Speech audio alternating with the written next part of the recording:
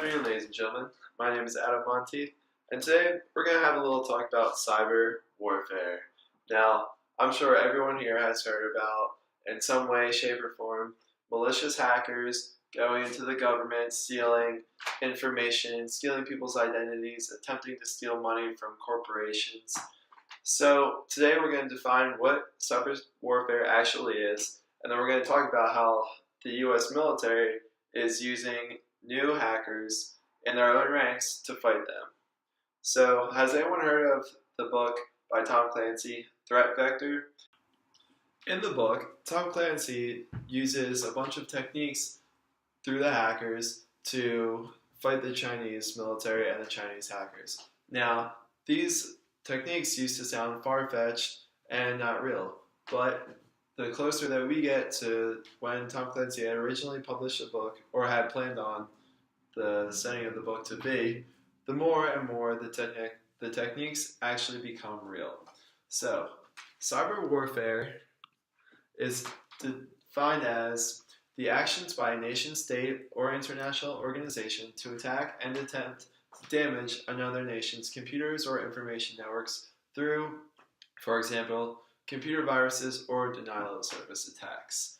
So we've actually seen a lot of these DOS, or denial of service attacks, occur because they're the most common and they're the easiest to manipulate, such as the DOS attack on the US naval site by the Chinese a few years ago. However, the Chinese aren't the only ones on the offensive. In fact, documents from the Edward Snowden leak show that the National Security Agency breached the servers of a Chinese telecom company.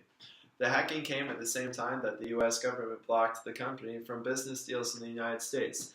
They argued that its equipment could become backdoors for Chinese military hackers to steal our secrets. The goal of the NSA's operations was to find connections between the company and the People's Liberation Army, but also planned to break into the company's equipment sold to other countries and conduct cyber warfare if ordered by the president.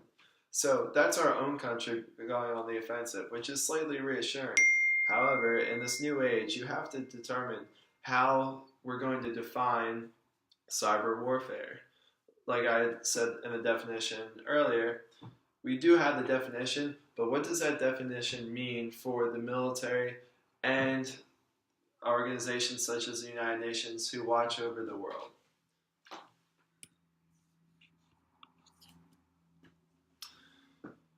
For me, being in the US military, I am in the most technologically advanced fighting force in the entire world. We do actually have a cybersecurity and cyber warfare division under the Space Command wing of the Air Force. They're not only fighting every day for our technology, but also coming up with new techniques and new ways for civilians to fight back and to stay safe as well.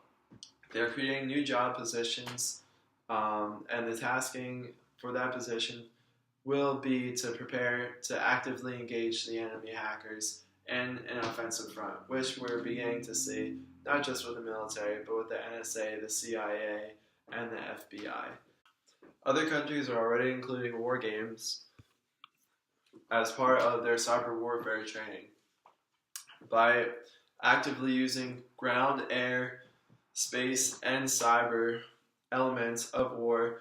Countries, along with the US, are preparing for what could possibly be the newest offensive front in warfare since the creation of airplanes. But why does it all matter? Cyber warfare is an extremely important part of an increasingly connected world. Through a series of hacks, viruses, one person can shut down an entire city.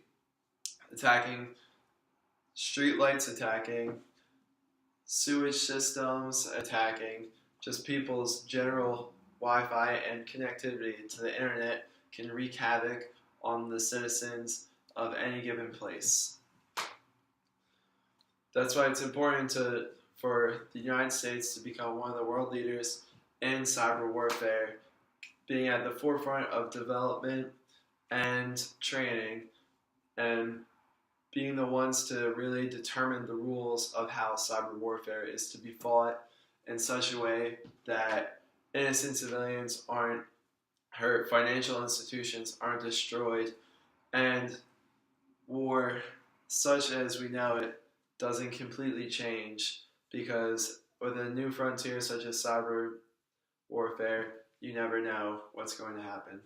Thank you very much for watching my TED Talk on cyber warfare.